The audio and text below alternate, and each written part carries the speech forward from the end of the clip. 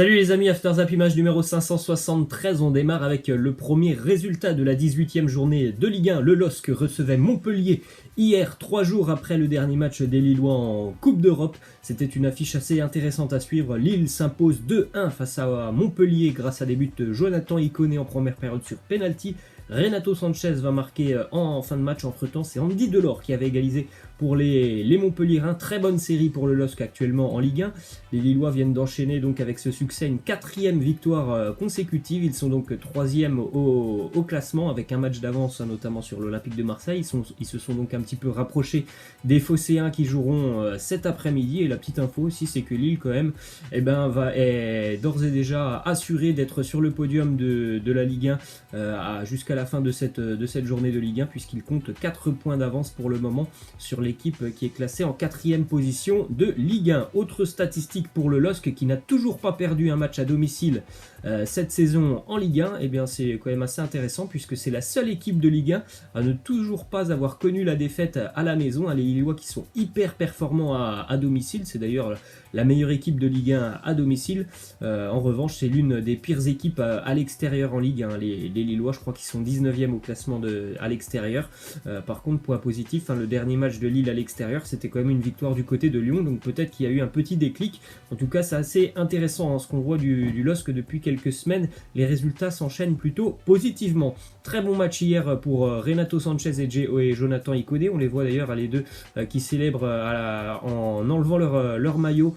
Les deux joueurs, et un très très bon match d'ailleurs pour Renato Sanchez, encore plus que Jonathan Iconé. Hier, il a été vraiment incroyable. C'est l'homme du match. Je pense que tous les supporters lillois, tous ceux qui étaient devant leur télé, ont été vraiment très surpris de Renato Sanchez, qui a vraiment, je trouve là, est en train de retrouver de très très bonnes sensations. Hier, moi j'ai eu l'impression de revoir le Renato Sanchez que j'avais vu lors de l'Euro 2016 avec le Portugal. Hier, il a réussi notamment 10 dribbles, donc c'était bien évidemment un record sur le match. Et autre statistique très intéressante pour Renato, qui a été vraiment éblouissant hier, donc un but, 5 tirs, donc quand même 4 cadrés pour 5 tirs, c'est là aussi un record du match. 10 dribbles réussis, c'est le record de la saison en Ligue 1. 8 ballons touchés dans la surface, c'est aussi le co-record du match. Et 8 ballons récupérés, donc co-record de l'équipe lilloise. Il était vraiment partout. Hier, Renato Sanchez, que ce soit offensivement, il est très très influent. Il est bien évidemment, on le sait, c'est quelqu'un de très puissant, de très rapide, de très doué aussi techniquement. Hier, il a fait des gestes assez magnifiques, des roulettes, de ce genre de choses. Et puis aussi, défensivement, son apport avec les récupérations de balles. Donc vraiment, Renato Sanchez qui monte en puissance, et ça fait plaisir après les nombreuses années de galère qu'il a vécu ces derniers temps avec le Bayern, avec Swansea, où il n'a pas été très très à l'aise. Et bien avec Lille, là, c'est quand même plutôt intéressant ce qu'il nous montre depuis quelques semaines. Ensuite, petite statistique pour un Montpelliérain, c'est Andy Delors hier qui a marqué son 20e but avec Montpellier en Ligue 1 lors de son 51e match. Seul Olivier Giroud avec 48 matchs et Laurent Blanc 52 matchs ont atteint ce total plus vite dans les ligues sous le maillot du MHSC, donc un petit record quand même assez intéressant pour Andy Delors. On continue avec une info du côté de l'Olympique de Marseille pour Dario Benedetto. Il était initialement incertain pour le déplacement des Phocéens cet après-midi à 17h30 du côté de Metz. Finalement, Dario Benedetto est bien dans le groupe marseillais qui se déplacera cet après-midi. Ensuite, une info blessure pour Youssef Attal. On le sait déjà depuis une petite semaine, Youssef Attal souffre d'une blessure assez grave, une lésion au niveau du ménisque. Il devrait être absent environ 5 mois. L'international algérien, quel coup dur quand même pour Youssef Attal, qui a déjà connu une blessure en début de saison. Il était revenu, il était de mieux en mieux, et là, blessure pour 5 mois. Donc c'est presque une fin de saison pour Youssef Attal. Dans 5 mois, on sera à peu près avril-mai, donc ça sera quasiment la fin de saison. C'est vraiment dommage pour Youssef Attal. On continue avec une info du côté de l'Olympique Lyonnais par rapport à ce qu'on a vu en Ligue des Champions et à l'affaire Marcelo. Rudy Garcia a annoncé en conférence de presse qu'il était inconcevable pour lui de se séparer de Marcelo déjà ce week-end, et tout simplement même de le laisser partir, alors que Marcelo lui avait déjà fait part de ses envies de quitter l'Olympique Lyonnais. Il avait dit même qu'il ne se sentait plus en sécurité du côté de Lyon. Donc affaire à suivre. Après, en tout cas, c'est évident que du côté de Lyon, les supporters lyonnais ont quand même pas mal de pouvoir. Là, ils sont à deux doigts de quand même pousser un joueur dehors. C'est quand même assez invraisemblable. Ensuite, des petits records historiques qui sont tombés cette année en Ligue des Champions. Ansu Fati, qui est devenu le plus jeune joueur à marquer un but en Ligue des Champions à 17 ans et 40 jours. On a aussi Van der Voodroet, le gardien de Genk, qui a été donc le plus jeune à être titularisé à 17 ans et 287 jours. On a Messi, qui a inscrit le plus de buts contre différentes équipes. Il a marqué en Ligue des Champions contre 34 équipes différentes. On a aussi Rodrigo, qui est devenu le plus jeune joueur à réaliser un hat-trick, donc à 18 ans et 301 jours. Et on a aussi Erling Braut Haaland, qui a réalisé un hat-trick, mais pour ses débuts en Ligue des Champions. On continue les amis avec les statistiques de Kylian Mbappé, qui est incroyablement en avance par rapport à Lionel Messi et Cristiano Ronaldo. À l'âge de le premier but de Kylian Mbappé, donc c'était à 17 ans et 62 jours. Pour Messi, c'était à 17 ans et 312 jours. Et pour Ronaldo, 17 ans et 244 jours. Donc bon, là, il n'y a pas vraiment, on va dire, de réel écart, mais par contre, c'est après que c'est devenu un peu plus intéressant. Pour Kylian Mbappé, son centième but, on l'a vu, c'était cette semaine à l'âge de 20 ans et 356 jours, donc presque 21.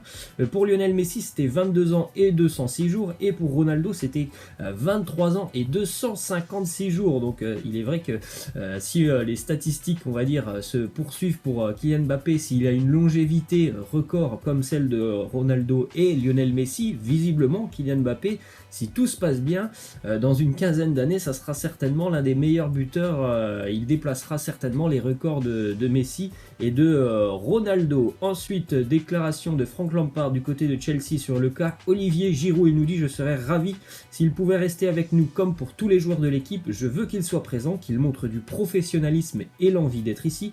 En tout cas, il me l'a montré à l'entraînement tous les jours cette saison. En tout cas, Frank Lampard, il est assez conservateur. Il n'a pas envie de perdre des joueurs. On sait tous que Chelsea n'a pas pu recruter depuis certains mercato. Lui, il n'a pas envie de perdre des joueurs, même si Chelsea est capable maintenant de pouvoir recruter sur le prochain mercato. Après, c'est toujours une énigme à Olivier Giroud. Est-ce que c'est vraiment intéressant pour lui de continuer à Chelsea? J'en suis pas sûr. Même lui, je pense qu'il a plutôt envie de rejoindre une autre équipe. Après, on verra comment ça se passera, puisque Chelsea a quand même l'air plutôt déterminé à le conserver. Cependant, d'après l'équipe, Olivier Giroud serait tout proche d'un accord avec le club de l'Inter Milan. C'est assez surprenant pour moi, en tout cas, que Giroud soit proche de l'Inter Milan, parce que du côté de l'Inter, il y a quand même un duo aussi en attaque qui est assez intéressant, Romelu Lukaku et Lautaro Martinez.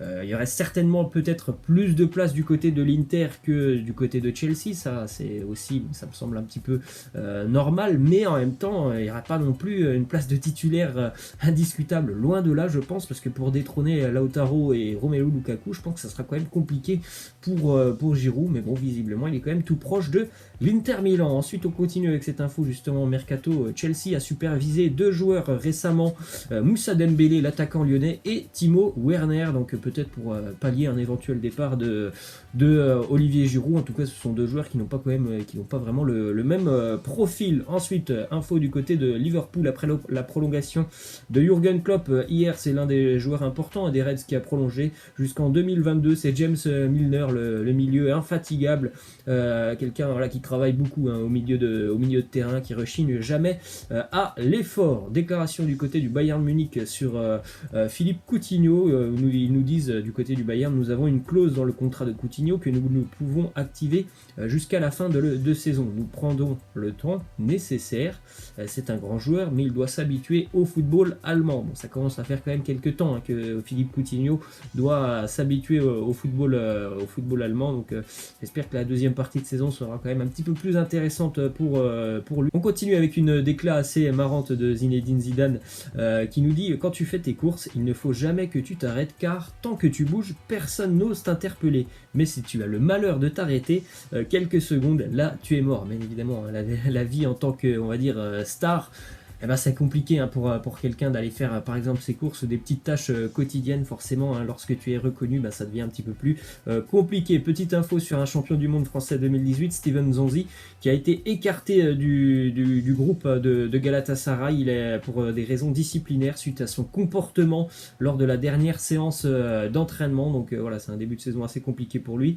Là, sanction disciplinaire pour Steven Zonzi. Ensuite, les résultats de la journée de Ligue 2 d'hier, hein, tout simplement 6 matchs sur 7, et c'est 6 victoires à domicile hein, pour les équipes qui étaient donc à domicile hier en Ligue 2. À noter les bons résultats pour Nancy, Valenciennes et aussi bien évidemment Clermont qui se replace un petit peu dans la tête du tableau, et Lorient qui creuse l'écart sur la deuxième place. Les Lorientais qui enchaînent un 5e succès consécutif en Ligue 2. Ils ont creusé un petit peu le trou, les Lorientais. Cependant, le 2e, le 3e et le 4e de Ligue 2 comptent pour le moment une journée en moins. Et on termine les avis avec la fin de carrière à 34 ans pour Ezequiel Lavezzi, l'ancien joueur du Paris Saint-Germain, du Napoli, ancien joueur aussi de la sélection argentine, a mis fin à sa carrière. Voilà les amis, je vous laisse, je vous dis à la prochaine. Ciao.